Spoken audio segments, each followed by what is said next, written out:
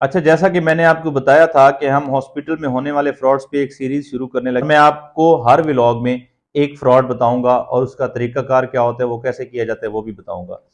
मेरे अस्पताल में, ये लाहौर के एक प्राइवेट हॉस्पिटल का बिल है और ये बिल मैं आपसे शेयर करता हूं। मैं आपको यहाँ पे नहीं दिखा रहा क्योंकि उस पर हॉस्पिटल का नाम लिखा हुआ है। मैं क्रॉप करके आपकी स्क्रीन पे चला दूंगा, ये अब आपके सामने चल भी रहा होगा।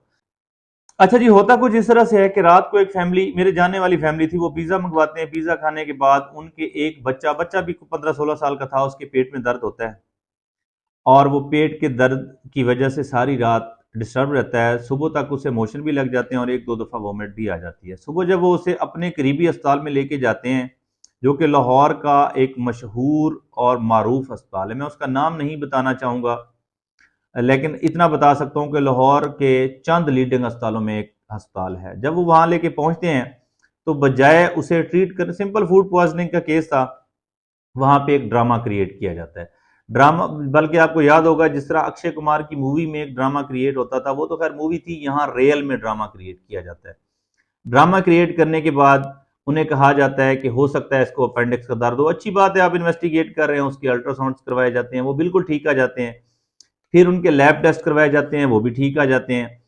अच्छा, जब सारा कुछ ठीक आ जाता है, बजाय उसे ट्रीट करने के, उन्हें कहा जाता है क्योंकि इसके टेस्टों की समझ नहीं लग रही तो हमें अपने कंसल्टेंट को कॉल करना पड़ेगा। याद रखिएगा, एक मेडिकल ऑफिसर एमओ जो ड्यूटी पे बैठा था, ये उसके लिए 1 मिनट से भी कम लम्हे में समझने के लिए था, क्योंकि इमरजेंसीज में वो इतने पेशेंट ट्रीट करके आ जाते हैं, इतने पेशेंट ट्रीट किए होते हैं कि पाकिस्तानी डॉक्टरों के लिए ऐसा केस, जब सारे टेस्ट ठीक आ जाते हैं ना, उसके बाद बजाय उस पेशेंट को ट्रीट करने के एक नया ड्रामा क्रिएट किया जाता है। ड्रामा उस तरह से जैसे अक्षय कुमार की मूवी में आप देख चुके हैं, यहाँ पे रियल में ड्रामा क्रिएट किया जा रहा होता है।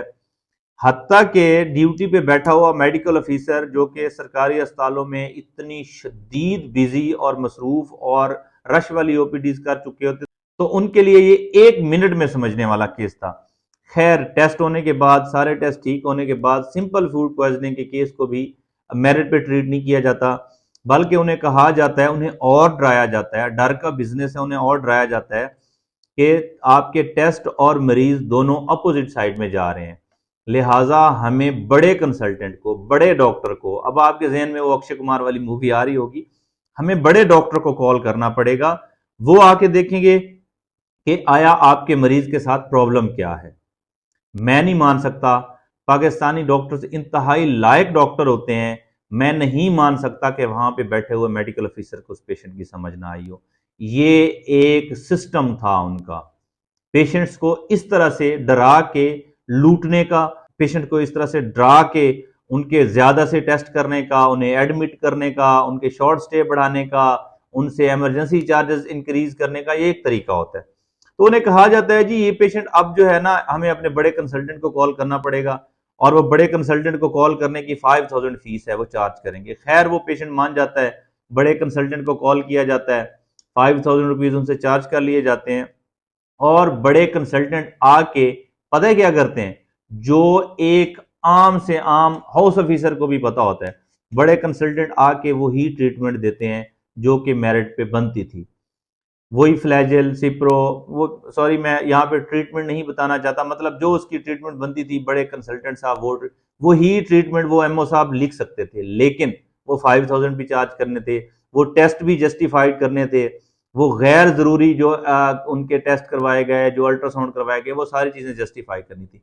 खैर, शाम तक वो पेशेंट जो कि 1500 से 2000 में किसी क्लिनिक पे ट्रीट किया जा सकता था, ये मैक्सिमम कॉस्ट बता रहा हूँ, उस पेशेंट से 35 से 40 हजार रुपए लिए जाते हैं, उसके बाद फारिग किया जाता है। अब आप मुझे बताइए, कल को अगर उनका सेम कोई और पेशेंट हो, वो अस्पताल का रुख करेंगे? कभी भी नहीं करेंगे।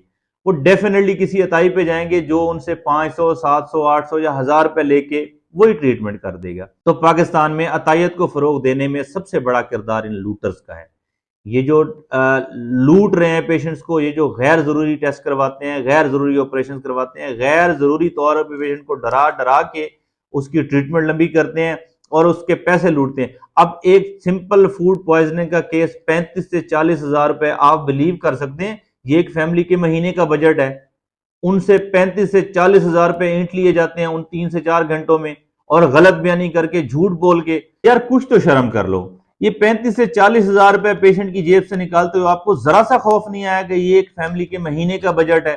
अब वो पूरा महीना किस तरह जलील होंगे इस महंगाई के दौर में। आपने एक सिंपल पेशेंट जो कि 1500 से 2000 में ट्रीट किया जा सकता था, उसकी जेब से 40 हजार रुपए निकालनी है।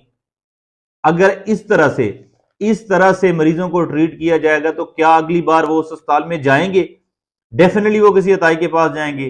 तो ये भी हकीकत है, पाकिस्तान में अतायत को फरोग देने में इन 2 नंबर डॉक्टर्स का सबसे बड़ा किरदार है। ना ये पेशेंट की जेब से इतने पैसे निकालें, ना ये पेशेंट के कपड़े उतारें, ना ये पेशेंट को गैर जरूरी तौर पे टेस्ट करवा के, ऑपरेशन करवा के लूटें, ना पेशेंट कल को इन अस्पतालों से घबरा के किसी अताई के पास जाए। तो अतायत के खिलाफ जहां ऑपरेशन होना है, इन लूटर्स के खिलाफ भी होना चाहिए। बहुत शुक्रिया।